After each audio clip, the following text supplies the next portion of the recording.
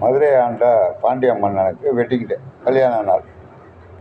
அவன் பொண்டாட்டியோட சந்தோஷமாக இருப்பான் போல இருக்கு. நாள் அவனுக்கு ஒரு சந்தேகம், என்னடா நம்ம மனைவி தலையில் இவ்வளோ வாசனை அடிக்குது. நக்கீரன் நக்கீரர்கிட்ட வந்து கேட்குறான் புலவர்கிட்ட, என்ன அப்படி வாசனை அடிக்குதோ?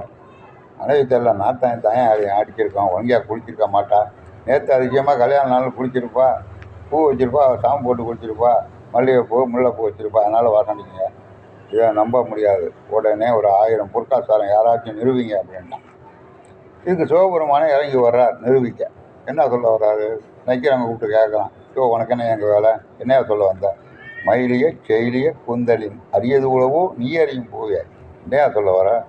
இயற்கையிலேயே பெண்களுக்கு தலையில் வாசம் உண்டுனாரு. உனக்கு என்ன வேலை அங்கே? படைத்தல், காத்தல், அழித்தல், மறைத்தல், அருள்னு 1000 வேலை இருக்குது உனக்கு. இதை விட்டு பொண்டாட்டி தலையில் வாசம் அடிக்குதா நாத்தம் அடிக்குதா சொல்ல வந்தியா? போய் அங்கே